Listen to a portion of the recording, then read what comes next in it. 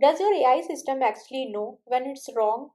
Open ChatGPT or Claude right now, even with all the connectors and web search they now have built in.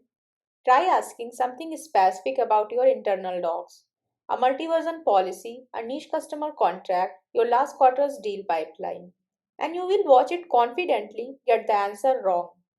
Not because it lacks access, because the way it retrieves and uses that access is broken. What's worse, when this happens, the AI doesn't flag it. No, I am not sure, no caveat, no acknowledgement that the answer might be stitched together from the wrong sources. Just a fluent, well written, completely incorrect response, delivered with the same confidence as if it were right. That's the actual state of most AI apps in production today. And the reason is not the model, it is how the system behind it is designed. Almost every AI app you have used that answers questions from a knowledge base, support bots, document assistants, internal search tools, legal and finance chatbots, runs on the same pattern. It's called RAG. And the standard way developers build it has a flaw that only shows up when real users start asking real questions. By the end of this video, you will understand exactly what RAG is, why the standard build breaks in production, and how a different approach called Agentic RAG fixes it. Not the code, the thinking. Once you understand the four ideas behind Agentic RAG, you will spot the same gaps in every AI app you touch from this point forward. If you have never heard of any of this, you are in the right place. I am explaining it from zero. Quick foundation, then we get to the interesting part. Language models like ChatGPT or Claude can search the open web now, and consumer products like Claude projects or custom GPTs let you upload a handful of files for them to reference. That works for personal use, but it doesn't work when you are building an app. When you have thousands of documents, multiple users hitting it at once, permissions to enforce, and answers that need to be reliable enough to put in front of customers. At that point, you are building RAG. So before we get to where it breaks, let me show you what RAG actually is. Think of it like the difference between asking someone a question from memory versus letting them check a filing cabinet first. RAG is the filing cabinet. Mechanically, here is what happens. Your documents get chopped into small chunks. Each chunk gets converted into a string of numbers that represents its meaning. That's called an embedding. Those embeddings sit in a database. When a user asks a question, the question also gets turned into an embedding. The system finds the chunks whose embeddings are closest in meaning, hands those chunks to the model, and the model writes an answer using them. Retrieve, augment, generate. That's RAG. In a tutorial, this looks great. In production, it breaks in a ways most developers don't notice until users start complaining. Let me show you how. Every RAG tutorial ends at that diagram. Build the pipeline, run a demo query, get a clean answer, ship it. For demos that works beautifully, the question is simple, the document is clean, the answer looks great. But real users don't ask demo questions. They ask messy, multi-part, ambiguous questions. They use words your embedding model doesn't expect. They ask about things that span three different documents written 6 months apart by different teams. That's when you start seeing failures that are genuinely hard to debug. The system pulls three chunks, all stored as relevant by the vector database, but they are from different versions of the same policy document. The model has no way to know that, so it blends them into an answer that's confidently, fluently, factually wrong. Or a user asks something that requires reasoning across multiple documents. The pipeline grabs one chunk, answers the surface question, and completely misses what the user actually needed. Or the retrieved chunk is technically about the right topic, but the surrounding context changes the meaning entirely, and the model just answers anyway. Here is the core issue, and it is the question I want you to start asking about every AI app you build from this point forward. Does your system know when it's wrong? Not is it usually right? Does it know when it's wrong? Because if the answer is no, You don't have an intelligent system. You have a confident one. And in production with real users on real data, being confident and wrong is worse than honestly saying, I don't know. Naive RAG has no mechanism for uncertainty. It retrieves, it generates, it moves on. Every time, same confidence, whether it's right or completely off. This is not a model problem, it's an architecture problem. And the fix is called Agentic RAG. The core idea behind Agentic RAG is actually very simple. In a basic RAG system, the flow is usually just to retrieve once and generate once. The system searches for context, sends it to the model, and whatever comes out becomes the final answer. But Agentic RAG adds something important in the middle: decision making. Instead of blindly trusting the retrieved data, the system pauses and evaluates whether the retrieved context is actually useful. If the context is weak, incomplete, or irrelevant, the system can retry before generating the final response. And even after generation, there is one more verification step to check whether the answer is truly grounded in the retrieved information, not just fluent sounding. The entire loop is what makes the system feel more reliable and production ready instead of just a demo. Now let's compare naive RAG and agentic RAG side by side. Naive RAG is linear, retrieve, generate, done. There is no reasoning layer in between. The system never asks, did I retrieve the right information? Is this context actually enough? Can I trust this answer? Agentic RAG introduces those checks. It usually starts with a router, a lightweight decision layer that first determines whether retrieval is even necessary. Some questions can be answered directly from the model's existing knowledge, so there is no need to waste retriever calls or tokens.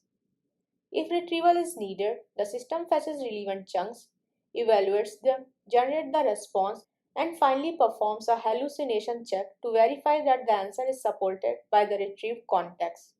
Only after all of that does the answer reach the user. Now let's walk through the pipeline step by step. Step 1 is the router. The system first decides whether the query actually needs retrieval. If it's a simple factual question, the model already knows. It answers directly without touching the database. That saves both latency and token cost. Step 2 is retrieval. If external knowledge is needed, the system retrieves the most relevant chunks from the vector database. We also track whether retrieval happened using a flag in the state. That flag becomes useful later during generation and hallucination checking. Step 3 is evaluation. Here the retrieved content is scored for relevance and sufficiency on a scale from 1 to 5. A score of 3 is treated as the minimum acceptable score. If the retrieved context scores below that threshold, the system assumes the retriever quality is weak. Step 4 is the retry loop. If the score is 3 or higher, the system moves forward and generates the answer. If not, the query gets reformulated and retrieval runs again. We allow a maximum of 2 retrieval attempts. After that, the system still produces an answer but with a low confidence instruction added to the prompt so the response stays cautious. Step 5 is the hallucination check. This step only runs if the retrieval actually happened. The system verifies whether the generated answer can be traced back to the retrieved context. If grounding is weak or unsupported claims are detected, a disclaimer gets appended. And finally, step 6 is the final answer shown to the user. So that's the complete agentic RAG pipeline. 6 steps, 2 safety checks, 1 feedback loop. And once you understand these ideas, you will start noticing why many RAG applications fail in real world production systems. Now let me show you why each of these pieces actually matters. Because once you understand these 4 ideas, you will start noticing the weaknesses in almost every basic RAG application you come across. One of the biggest problems with naive RAG systems is that they always generate an answer. No uncertainty, no hesitation, no awareness of retriever quality. Even if the retrieved context is weak, incomplete, or barely related, the model still responds with full confidence. Agentic RAG handles this differently. Instead of treating every retrieval result equally, It carries a confidence signal through the entire pipeline. If retrieval scores are low, the model adjusts how it answers. You will see responses like, based on the available information, or I am not fully confident here, so please verify this. That might sound like a small detail, but it changes the behavior of the entire system. Because sounding confident and being trustworthy are not the same thing. Real users ask complex questions. What changed between our 2023 and 2024 compliance policies, and what do we need to update?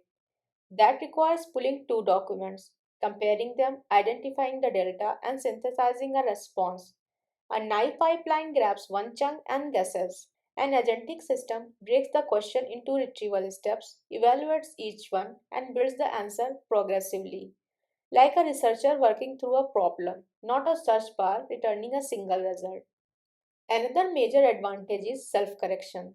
If the first retriever returns low quality context, the agent doesn't generate anything. It rewrites the query, tries a different angle, and searches again. This matters a lot in real world applications because users almost never phrase questions the exact way your embedding model expects. And instead of silently failing, the system adapts in the background. Most of the time, the user doesn't even realize a retry happened. This is the one most developers building RAG apps are not doing yet. Even with the retrieval evaluation loop, the generation step can still produce fluent, confident answers that are not actually supported by the retrieved context. The hallucination checker is a second LLM call that reads both the generated answer and the retrieved documents and asks, is every claim in this answer traceable to the context? If not, the answer gets flagged before it reaches the user. This is the difference between a system that reduces hallucination and one that actually catches them. So, these are the four core powers behind agentic RAG: confidence awareness, multi step reasoning, self correction, and hallucination detection. None of them are exotic, none of them require a new model. They are architectural choices, decisions about where to add a check, where to add a loop, where to add a flag. And if you look closely, most standard RAG tutorials still skip almost all of them. Quick heads up, the courses I am about to mention include affiliate links. If you sign up through them, I get a small commission at no extra cost to you. I am only mentioning courses I think are actually worth your time. Now you understand agentic RAG conceptually. If you want to actually build it, wire a plan graph, write the router, the evaluator, the hallucination check. Here are three options depending on where you are starting from. Links in the description. If you are brand new to RAG and want a structured path, the IBM RAG and Agentic AI Professional Certificate on Coursera is the most complete option I have found. It covers the fundamentals, then builds up to Agentic RAG with LangGraph, multi-agent systems, and a capstone project, recently updated, which matters because this space moves fast. If you want a focused deep dive on the agent patterns specifically, deeplearning.ai has a short guided project called Building Agentic RAG with Llama Index on Coursera. 2 hours taught by Jerry Liu, who runs Llama Index, covers the router pattern, tool calling, and multi document agents. Good if you don't want to commit to a full certificate. If you prefer Udemy and want a single comprehensive bootcamp, the Ultimate RAG Bootcamp using LangChain, LangGraph, and LangSmith covers traditional RAG, advanced retrieval, multi-agent systems, and the tracing setup you will want in production. I would pick one based on your learning style. Coursera if you want structure and a certificate, Udemy if you want a one-time purchase with lifetime access. All three links are in the description. Back to the question I asked earlier in the video, does your RAG system know when it's wrong? That's the entire difference between a confident system and a trustworthy one. And in production, that distinction is everything. You don't need to rebuild everything at once. Start with one evaluation step after retrieval. Score what comes back, log it, then add the hallucination check after generation. What you find in those logs will permanently change how you think about building AI apps. Because for the first time, your system will be telling you where it's uncertain instead of hiding it. Here is what I want you to do. If this reframes how you think about RAG, hit the like button. It takes 1 second. And it genuinely helps other developers find this before they ship a system that fails quietly in production.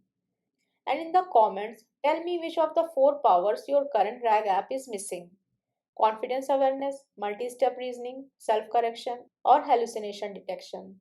If you are not sure, that's an answer too, and probably the most honest one. That's it, that's the whole thing. Build something that knows when it's wrong. Thanks for watching. I am Aksa Zafar, and on MLTude, I teach data science and machine learning in a simple step by step way. Practice a little, and I will see you in the next video. If you found this video helpful, don't forget to like, share, and subscribe to MLTude for more AI and machine learning tutorials.